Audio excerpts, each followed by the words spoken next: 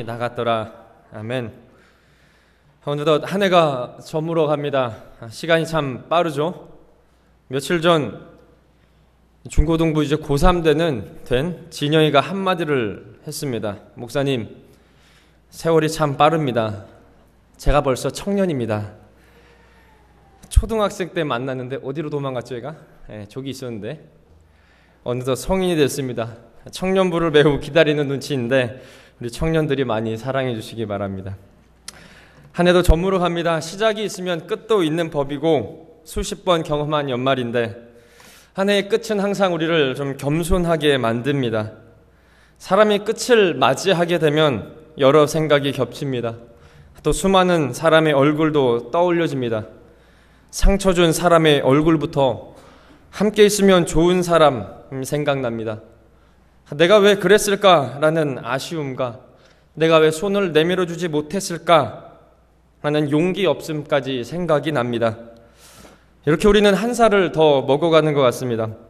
나무테를 잘라보면요, 나이테가 보이죠. 연륜이라고도 합니다. 식물학자들은 그 나이테를 보고 그 나무의 성장 과정을 다 알 수가 있다라고 합니다. 여기에 나타난 이 부분은요, 아주 가물었을 때입니다. 여기는 아주 비가 많이 왔을 때고요. 여기는 아마도 번개가 맞았을 때 같습니다.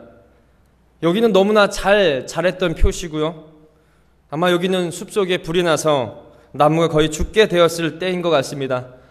그리고 마지막에 여기는 사나운 병충해와 질병이 유행했을 때 같습니다. 라고 다 읽어낸다라고 합니다.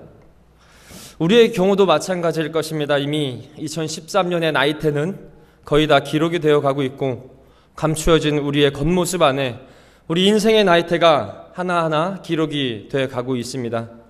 부끄러웠던 기억, 자존심이 구겨졌던 기억, 상처받았던 기억, 충격적인 기억, 좋았던 기억. 그런데 특이한 건요, 나무테와 마찬가지로 어렵고 힘들었을 때의 기록이 좋을 때의 기록보다 더 선명하게 나타난다라는 것입니다. 그래서 우리는요, 아픔을 떠오르게 하는 물건이나 사람, 경험 등을 피하려고 합니다. 의지적으로 잊고자 합니다. 왜냐하면 더 이상 상처받고 싶지 않은 것이 우리이기 때문입니다. 하지만 피한다고 해서 잊고자 한다고 해서 노력한다고 해서 잊혀지지 않습니다. 그 나이테 또한, 그 아픔 또한 우리 삶의 한 일부분이기 때문입니다. 아픔은요, 결코 우리 기억 속에 잊혀지지 않습니다. 대신 아픔은 믿음으로 극복해 나갈 수가 있는 것입니다. 하지만 이 극복이란 단어가 좀 쉽게 들려지지가 않습니다. 연약하고 초라한 모습이 자꾸자꾸 우리의 발목을 잡아 끌어내기의 일쑤입니다. 기도를 해서 일어선 것 같은데 다시 넘어지고 이러기를 반복합니다. 분명히 말씀에는 믿음으로 자라가라 라고 하는데 믿음의 초보를 버리고 성숙으로 나가야 되는데 쉽지가 않습니다. 그래서 예수님께서는 오늘 우리에게 이런 아픔을 이겨낸 한 여인을 소개시켜 줍니다. 여인을 통해서 한 해의 끝자락에 와 있는 우리에게, 또 한 해에 아직 남아있는 나이테를 새겨갈 우리에게 회복의 음성이 들리는 시간이 되시기를 바랍니다. 예수님께서 찾아가신 곳은 두로 지방이었습니다. 한 신자의 집이었다라고 합니다. 두로는 이방 사람들이 사는 곳이고요. 유대인들이 당연히 부정하다고 생각하는 땅입니다. 유대인들은 밟지 않습니다. 결코 그 땅을 밟지 않습니다. 그런데 예수님께서는 갈릴리 사역을 하시고 아무도 모르게 조용한 곳을 찾아 이 이방 땅에 찾아오셨습니다. 요한복음 4장의 사마리아 여인을 만나러 그 땅에 가신 것처럼 예수님께서는 의도적으로 이방 땅 두로 시돈 이곳을 찾아가신 것 같습니다. 의도적인 게 조금 더 분명해지는 것은요, 마가복음 7장 전반부를 보시면은 정결과 부정에 대해서 말합니다. 이때 예수님께서는 사람에게 나오는 그것이 사람을 더럽게 한다라고 말씀하십니다. 예수님께서는 깨끗함과 고침받기 원하는 자들을 찾기 위해서 이방 땅으로 가신 것이 확실합니다. 오기를 기다리는 것이 아니라 우리 예수님께서 쉽게 자신에게 오지 못하는 자들을 찾아가고 계십니다. 오늘도 분명 예수님께서는 쉽게 마음을 열지 못하고 아픔과 고통 가운데 있을 우리를 찾아오실 것입니다. 내 모습이 너무나 초라하고 보잘것없고 부족하고 연약해도 예수님은 찾아오십니다. 오늘 오시는 그 예수님을 만나시기 바랍니다. 이 집에 있는데 예수님께서 조용히 있을 수가 없었습니다. 이미 예수님의 소문은 이방 땅 이곳까지 들렸기 때문입니다. 메시아가 왔다라는 소문보다 병든 자를 고친 사람이 오셨다, 물고기 2개로 5,000명을 먹인 그 분이 왔다라는 소문이 더 퍼졌던 것 같습니다. 수많은 사람들이 왔고요. 그리고 그곳에 한 여인이 예수님을 찾아온 말씀이 오늘 소개됩니다. 25절에 보니 예수의 발 앞에 한 여인이 엎드렸다라고 합니다. 그리고 이 여인에 대해서 소개합니다. 헬라인이요 수로보니게 족속이다. 이방인인 것을 2번에 걸쳐서 강조합니다. 말끔해 보이는 옷을 입고 좋은 가방을 메고 있는 여인이 아닙니다. 안정된 가정에서 생활하는 것으로 보이지도 않습니다. 얼굴에 있는 주름은 웃어서 생긴 주름이 아니고 근심과 슬픔으로 인해 만들어진 주름 같아 보입니다. 자신 있어 보이지도 않습니다. 예수님을 당당하게 쳐다보지도 못합니다. 예수의 발 아래 엎드려져서 예수의 얼굴을 똑바로 보지도 못하고 이 여인이 한 가지를 반복하여 소리치기 시작합니다. 오늘 말씀에서 나오죠. 주 다윗의 자손이여 나를 불쌍히 여겨주시옵소서. 내 딸이 흉악하게 귀신 들렸습니다. 이 여인 역시 예수님께서 행한 수많은 기적의 이야기를 들었고 또 구약의 메시아에 대한 하나님의 말씀을 알고 있었던 것 같습니다. 그래서 주 다윗의 자손이라고 예수를 부릅니다. 그 예수님이 지금 이방 땅 두로와 시돈에 와 계십니다. 어쩌면 기회는 단 한 번뿐일 것입니다. 여인에게는 귀신 들린 딸까지 있습니다. 예수님이 다시 가나안으로 들어가시면 이방인들은요 유대 땅을 밟고 예수께 찾아갈 기회란 결코 쉽지가 않습니다. 여인의 입장에선 예수님을 만날 수 있는 마지막 기회였습니다. 예수님 발 아래 엎드립니다. 자신들을 벌레 취급해버리는 유대인의 발 아래입니다. 게다가 귀신까지 들린 아이를 데리고 있으니 버림받은 자라고 낙인 찍혀있는 아이의 어머니입니다. 하지만 딸의 고침을 위해서 민족적인 반감도 개인의 자존심도 버리고 예수께 매달립니다. 여기까지 우리는 어머니의 마음으로 충분히 이해할 수가 있습니다. 여인은 오랜 기간 동안 귀신 들려 미쳐가는 딸의 모습을 바라볼 수밖에 없었습니다. 주변 사람들도 당연히 그 부녀를 멀리했을 것입니다. 그리고 모이기만 하면 미쳐가는 딸을 가리키면서 이렇게 저렇게 어머니의 마음에 비수꽂는 말을 했을 것입니다. 이 어머니는 거의 모든 방법도 다 썼던 것 같습니다. 이방신에게도 빌어봤을 것입니다. 귀신 들리는데 좋다라는 약도 다 찾아가 봤고 귀신 들리는데 좋다라는 모든 것을 다 가봤을 것입니다. 이 과정에서 어머니의 마음은 아마 딸의 마음보다 더 병들었을 것 같습니다. 한편으로 가엾은 딸만 바라보며 다른 사람을 의식하지 않기로 다짐하고 노력도 해봤을 것입니다. 하지만 겉모습은 그러한 척해도 속은 매일매일 타들어가고 죽어갔을 것입니다. 이러한 여인에게 이제 남은 유일한 희망은 예수 그리스도가 이방 땅 가까운 곳에 왔다라는 것입니다. 그래서 이 여인은 예수께 찾아옵니다. 아마 고칠 수만 있다면 무릎 꿇는 것은 물론이고 발바닥을 핥으라 해도 고민하지 않고 했을 것입니다. 그러나 이 여인이 예수님 앞에 나와서 우리 딸을 살려주십시오 말할 때 예수님께서는 충격적인 말씀을 하십니다. 27절에 예수께서 이렇게 말합니다. 자녀로 먼저 배불리 먹게 할지니 자녀의 떡을 취하여 개들에게 던짐이 마땅치 아니하니라. 이 의미는요, 유대인 예수님이 베푸실 치료와 구원의 은혜의 일들은 하나님의 자녀인 유대인에게 하는 것이지 당시 개로 비유되었던 이방인들에게 하는 것이 아니라는 것입니다. 피곤했으면 피곤하니 내일 와라.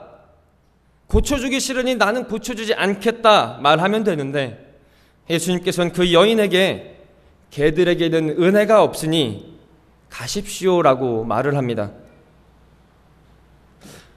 여기서 몇 가지 짚고 넘어갈 부분은 있습니다. 첫 번째, 예수님의 어조입니다. 예수님은 화내시지 않았습니다.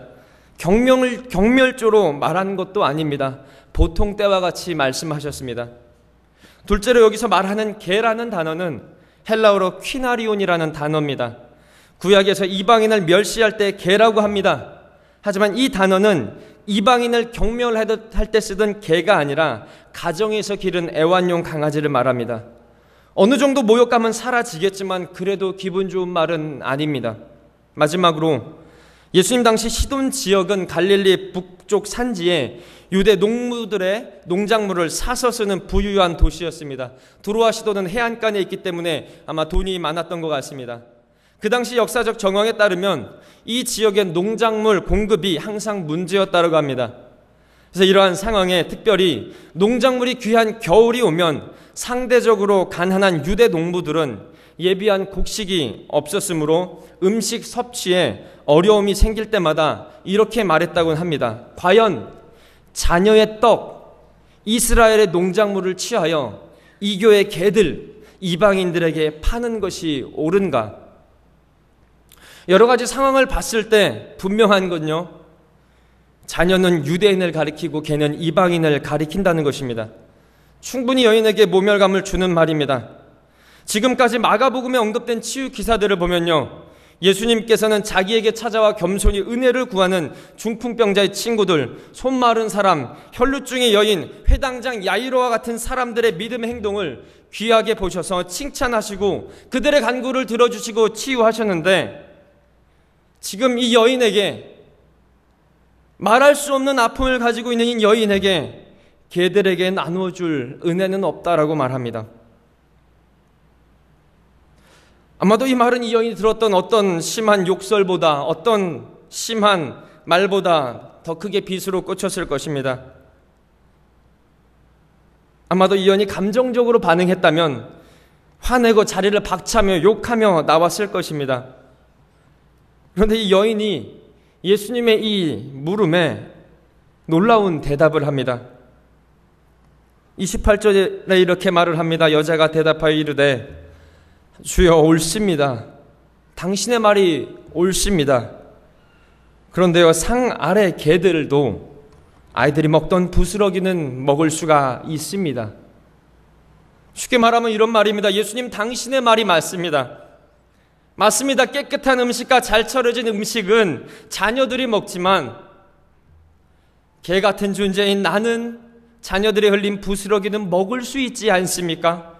제발 그 부스러기를 개와 같은 나에게도 주시옵소서.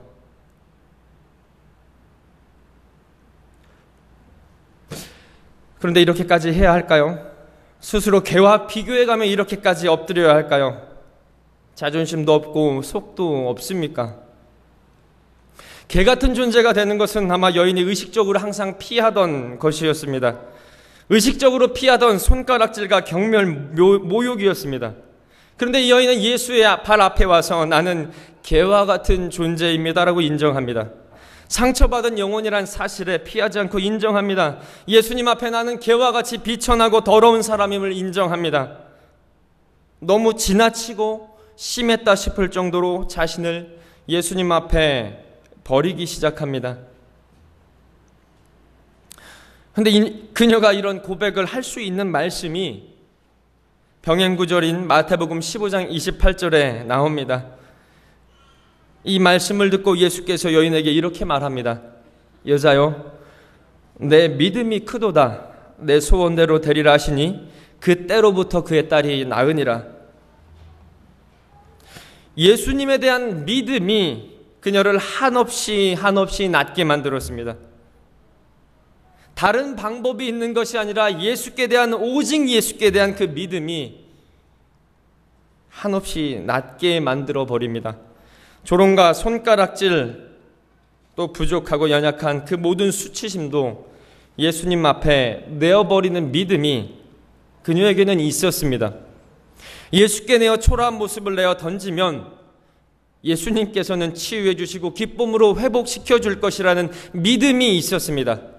그래서 그녀는 그녀의 밑바닥을 다 드러내며 예수께 나아가기를 망설임 없이 행동했던 것입니다. 예수님께서 이 여인에게 한 말은요, 여인을 경멸하거나 여인을 모욕감 주기 한 말은 아니었습니다. 의도적으로 이방 땅을 가셨던 것 같이 의도가 있던 대화였습니다. 첫째로는요, 이 여인의 믿음을 시험하는 것이었고요. 두 번째는 예수님의 이방 사역의 의미를 전달하려고 하셨던 것입니다. 즉 예수님의 구원사적인 과정을 예수님께서는 말씀하신 것입니다. 창세기 12장에서 아브라함에서 출발하여 이스라엘이 복을 받고 그리고 이스라엘을 통하여 이방인이 복을 받는 하나님의 구원 역사의 순서를 말씀해 주셨던 것입니다. 여인은 예수님의 대답을 옳다 합니다. 이 예수님의 의도를 이해하고 지혜롭게 대답합니다. 맞습니다. 하나님의 돌봄에 대한 이스라엘 우선권이 유대인이 먼저입니다. 그리고 그 다음에게는 이방인인 우리에게까지 그 은혜는 이어질 것입니다. 우리는 그 부스러기 은혜만도 족합니다라고 고백을 합니다.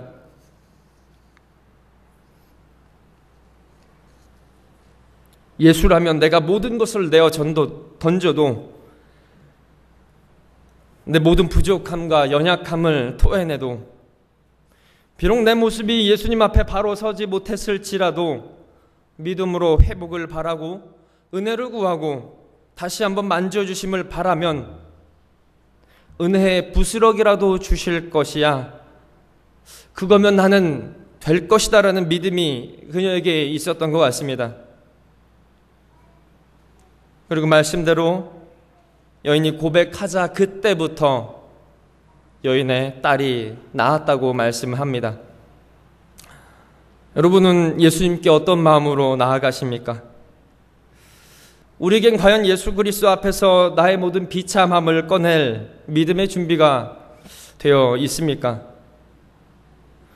그런데 우리 가운데요, 예수님의 십자가 앞에 당당히 설 수 있는 사람 아무도 없습니다. 예수님의 발 앞에 당당히 서서 예수님을 바로 바라볼 사람은 아무도 없다라는 것입니다.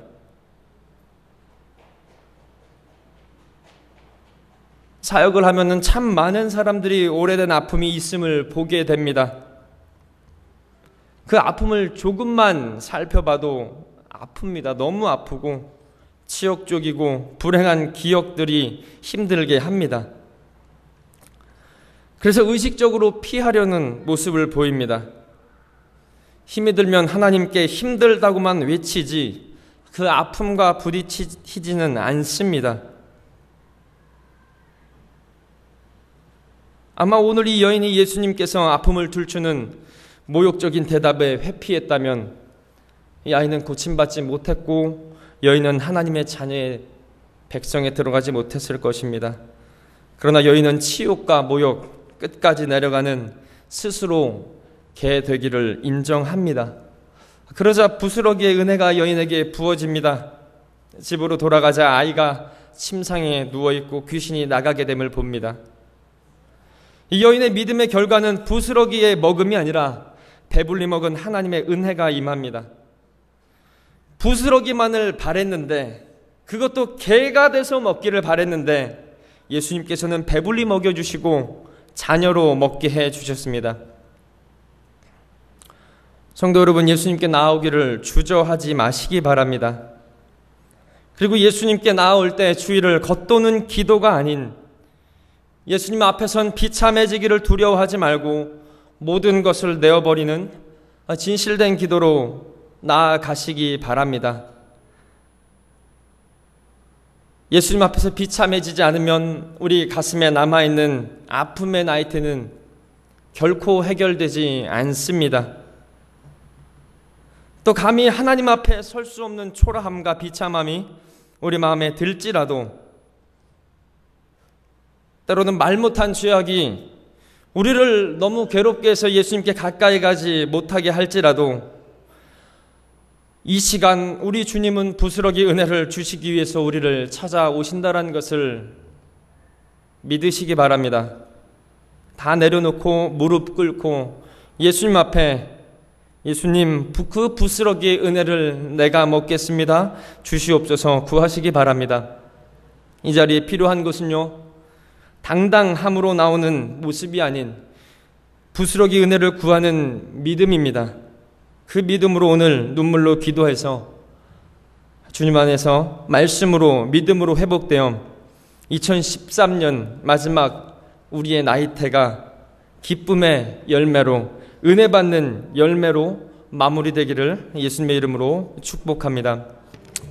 우리 같이 기도하겠습니다. 하나님, 오늘 예수님을 만날 수 있도록 인도하여 주시옵소서. 그 전에 우리의 마음에 하나님 모든 비참함을 가지고 내려놓는 그 모습 여인의 마음으로 나가게 인도하여 주시옵소서.